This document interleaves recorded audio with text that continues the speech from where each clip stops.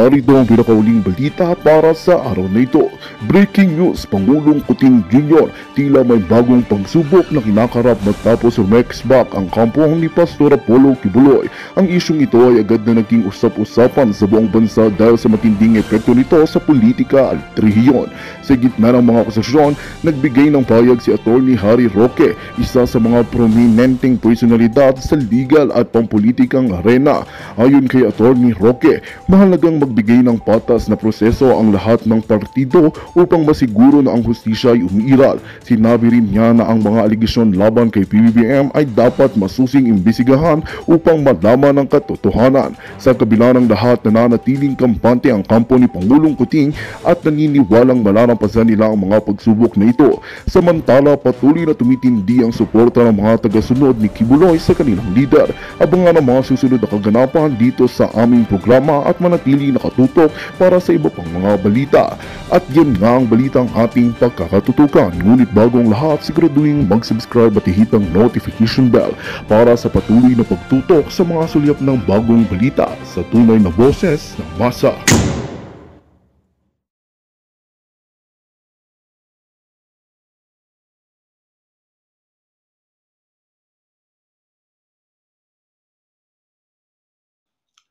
Pag-usapan natin ngayon ang pagmamalabis ng mga kapulisan natin yung nag-raid sa KOGC compounds at ang hinahandang legal restback ng kampo ni Pastor Kibuloy na medyo kawawa itong ating mga kapulisan sa legal na aksyon na gagawin ng kampo ni Pastor Kibuloy. Okay. According to dalawang lawyers, ito si Attorney Israelito Torion, talagang abogado ng kampo ni Kibuloy, plus si Attorney Roque salita. Una, kay Attorney Torion, maraming nasaktan na mga KOJC members. Kasi nagkaroon ng body search.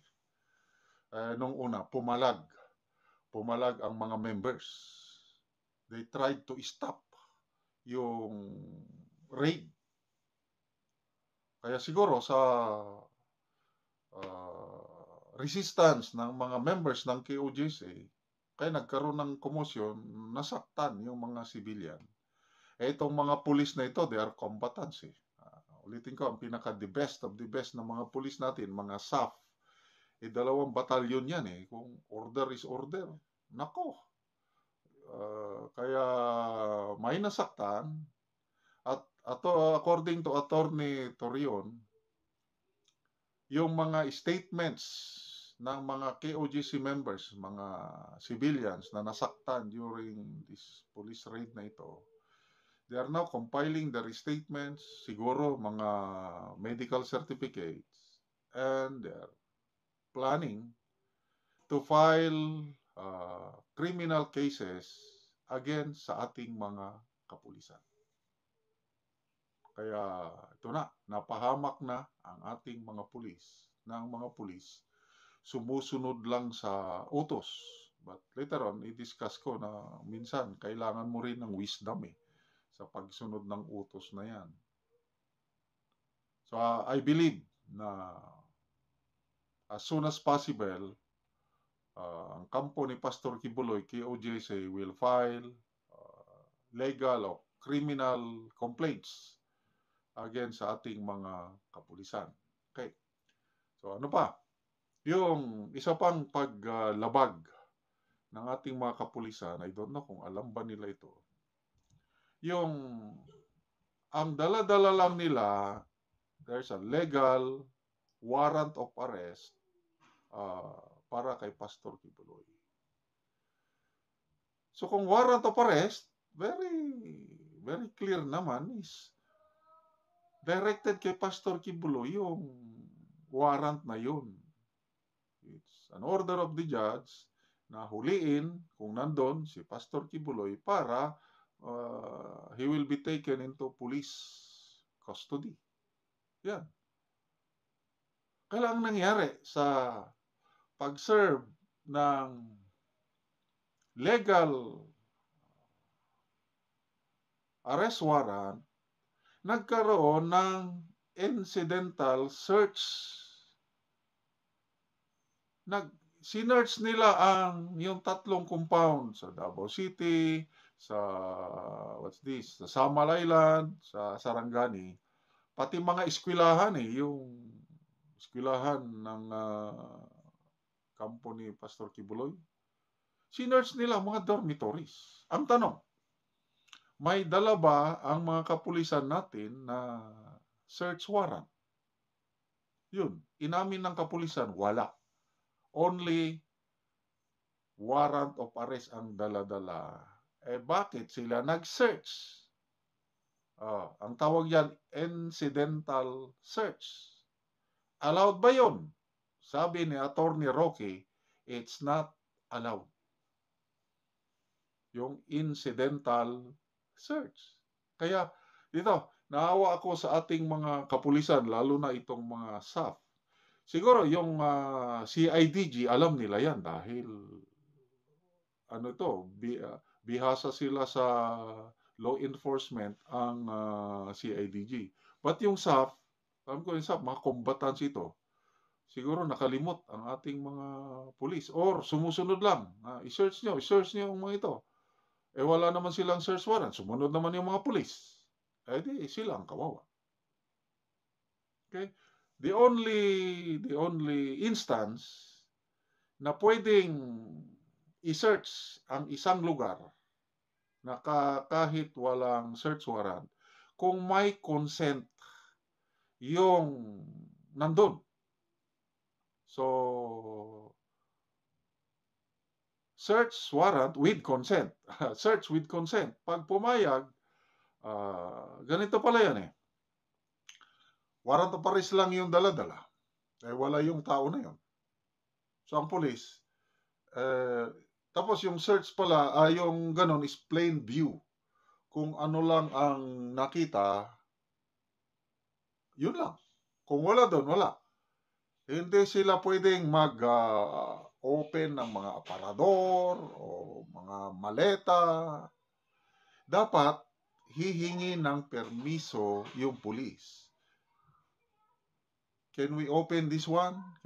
Mag-search na. Pag pumayag ang mayari ng bahay, that's the only time na pwede silang mag-search. Kaya lang, mga civilians, alamin nyo ang inyong karapatan, alam nyo ang batas, hindi kayo obligado na mag-give in sa request ng law enforcement. Pwede nyo you say no. No. Plain sight lang kayo. Kasi, warrant of arrest lang. Hindi nila naabutan doon si Pastor Kibuloy. Dapat wala na. Ganon ang batas. Sinobrahan ng mga pulis. Nag-search na kung saan-saan sila nag-search na. Hindi naman, wala naman silang authority na mag-search. Dapat, ang search is manggagaling lang sa utos ng judge. Wala. Inaamin ng pulis na wala silang dala-dalang search warrant. Kaya lang nag-search pa rin. Kaya ito na, maraming pwedeng ikaso ng kampo ni Pastor Kibuloy sa ating mga pulis. So, yun na, yung physical injuries. Sana yan. Tapos ito, yung illegal search. Isa na yan. I don't know yung iba pa. So, bahala na yung abogado ng kampo ni Pastor Kibuloy. And I believe gagawin nila yan. At ito, naawa ako sa mga pulis. Okay, ang experience ko yan, kailangan ng wisdom din sa mga law enforcement. Marami kaming sundalo na nakasuhan. Ang problema namin sa AFP, yung squatters. Maraming mga squatters sa mga AFP camps. So, may utos sa palayasin ang mga squatters. Nako, mga sundalo nung una, talagang very passionate. Palayas. Nako, ang mga squatters, kinasuhan ang mga sundalo namin. So, kawawang mga sundalo na humarap sa piskalya, later on sa korte. Ako rin, Naranasan ko yan. May request ang DNR na tutulong kami sa anti-illegal logging campaign ng gobyerno. Tumulong naman kami. Nanghuli kami ng mga illegal loggers. Nako, ako, naranasan ko ito. Kinasuhan ako ng mga illegal loggers sa korte. At hinarap ko yun. Mabuti na lang at dalawa kaming kinasuhan. Pati yung aking commanding general, division commander. Dahil kasama ko yung general na nakasuhan. So yung general siya, inutusan niya ang aming judge advocate na i-represent, harapin yung kaso hanggang na-dismiss yung kaso. Kung ako lang ang kinasuhan, wala akong authority na utusan ang army lawyer, kawawa ako. So, yun po ang mga dilema ng ating mga law enforcement na sunod lang ng sunod ng utos. Hindi nila naiisip na sila ang mapapahamak. Lalo na itong mga SAF na more on combat-oriented, counter-terrorism, counter-insurgency, laban ang kanila. Mapasabak sila sa law enforcement. Nakalimutan na nila siguro yung batas. Kaya ngayon, naharap ng panganib itong mga magigiting nating SAF dahil sa utos ng nakakataas nila na hulihin si Pastor Kibuloy hanggang nagmalabi sila sa paghuli na damay ang mga sibilyan. So sana, the newly referred bills now add lawyers and human resources for health among those who can avail of early voting. On the subject of campaign materials, also on the table is a bill which will allow outdoor advertisements, such as LED and static billboards, as lawful campaign materials. Once again, this was tackled to a certain degree during the 18th Congress on the basis of the bill filed by then Senate President Tito Soto. Unlike radio or TV, where the ads are displayed for only short moments of time, advertisements through LED or static billboards allow candidates and parties to promote their platforms for much longer duration. Another item on the agenda is House Bill 3946, allowing the cities of San Pedro, Santa Rosa, and Biñan to each have 2 members in the Sangguniang Panlalawigan of Laguna. RA 7166 provides that provinces with 2 or more congressional districts, the elective members of the Sangguniang Panlalawigan should be elected by district. However, all 3 legislative districts collectively vote for 3 members under a unified first district, a patent violation of what is intoned by the law. Also in the agenda are bills amending the grounds for substitution, grounds that I believe have already been aired by the chairman of COMELEC himself. Lastly, Section 2 of the Senate Rules of Procedure allow the committee to initiate and conduct an inquiry in aid of legislation on the status of party list registration and accreditation.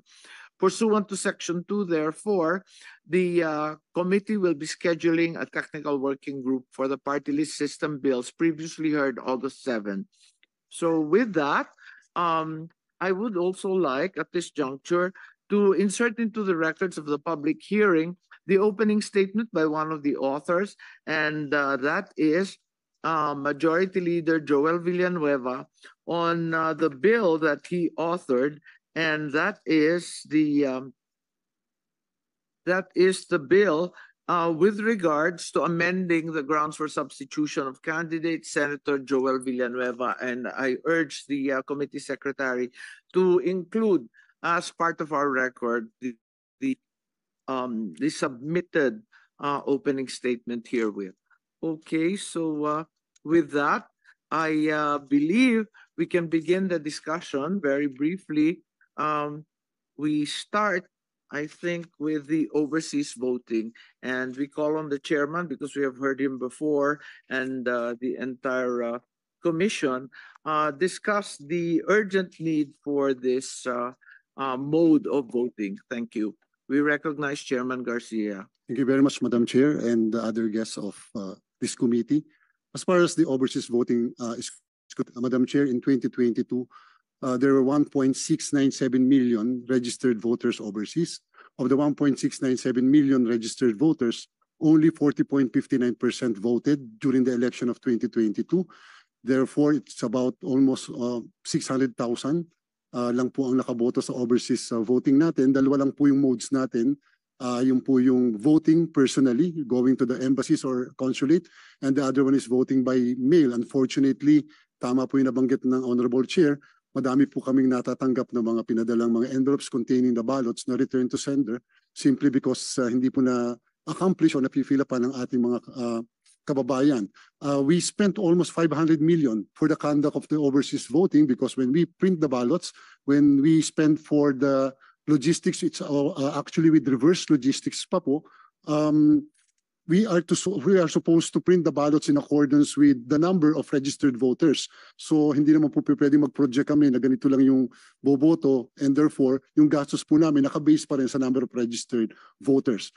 For the 2025 election, we deactivated almost 600,000 overseas voters kasi po they failed to vote in 2 consecutive elections. So more or less 1 million na lang po yung natitira mga botante. Ongoing po yung registration natin for since last year, and unfortunately sa kasalukuyan, despite the massive information dissemination of the DFA, including the COMELEC, mga kulang-kulang pa lang pong 200,000 pa rin ang nagre-register. Perhaps they are waiting for the development on the side of the commission election and of course on the side of our Congress, hoping that there will be a third mode of voting, which is electronic voting po. And so the COMELEC, as correctly pointed out by the Honorable Chair, had taken the initiative of interpreting Republic Act 9189 as amended by Republic Act 10950, which says under Section 23 that the COMELEC is really authorized to venture on other mode, provided that it will have to report to the Joint Congressional Oversight Committee.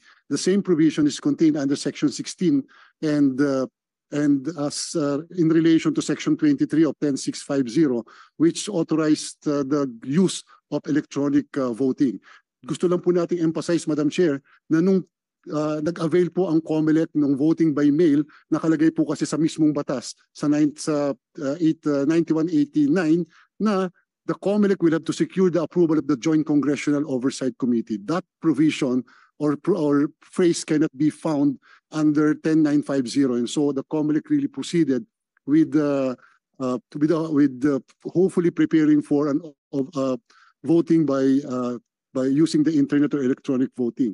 Madam Chair, in COMELEC, in Senate Bill number 172, we would like to respectfully point out that it used the title Overseas Filipino Workers. We are hoping, we are suggesting that the same be changed to Overseas Filipinos so that it will be inclusive as to include non-workers who are perhaps dual citizen, permanent immigrants, or diplomats or attaché or Filipino attachés in abroad.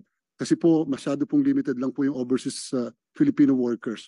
With respect to postal voting, which was likewise included in Senate Bill 172, we suggest that we adopt the definition of postal voting as contained in COMELEC Resolution 9843. And doon po, meron po kasi maganda naming definition doon sa this representation will be providing this committee that definition that we're hoping that will be adopted for purposes of postal voting.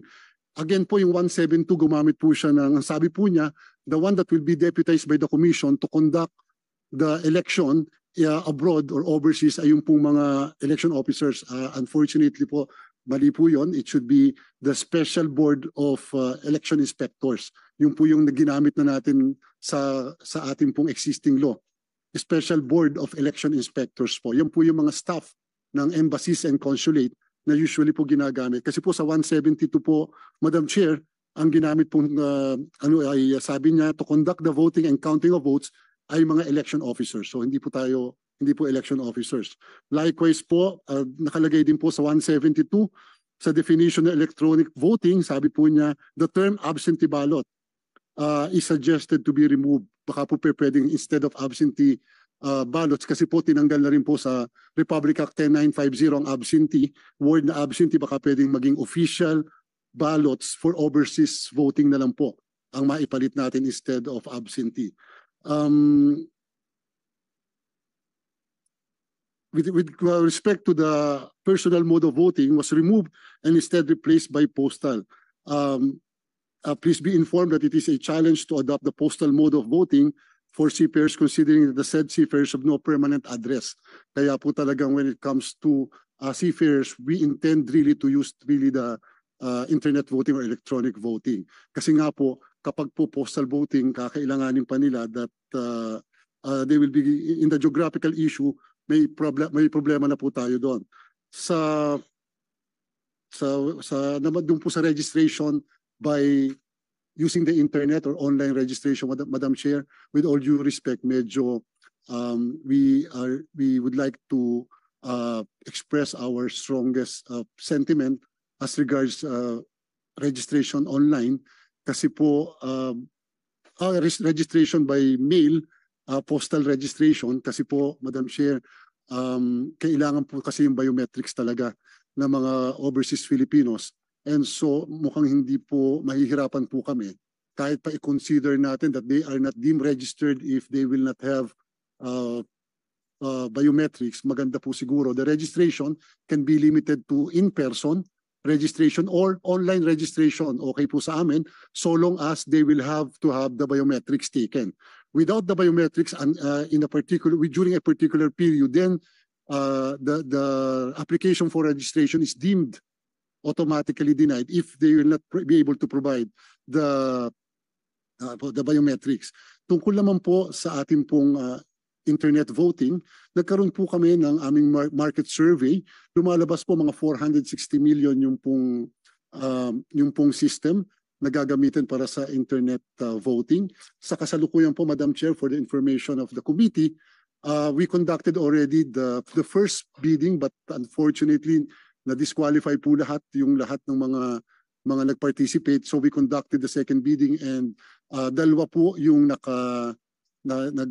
more or less nakapasa sa pre-qualification and sa 460 po, yung isa nag-offer ng mga 450, yung isa po 112 million, Madam Chair. And so the COMELEC is presently conducting a very stringent post-qualification as far as the one who offered 112 million is concerned. As to the procedure, Madam Chair, later on, maybe I can refer the matter to Commissioner Casquejo, who is our commissioner in charge for overseas voting. Yes, we're aware of both the travails of SMS Global with only 112 million and the Sequent technology. But let me start at the beginning, Chairman. The COMELEC has been insisting, or at least it was insisting previously, that a new law or amendment was to the present law is not necessary to conduct internet voting, that it is encompassed by the wide rule-making power of constitutional. Magandang balita ang hatid namin sa inyo ngayong araw. Sa pagtatapos ng aming balitaan, nagbigay kami ng mga mahalagang impormasyon. Maraming salamat sa pagtutok at pagsuporta sa aming programa. Huwag kalimutang manatili sa mga susunod na araw para sa mga bagong balita at mga kwento na dapat nating abangan. Mula sa Boses ng Masa, magandang araw, Pilipinas!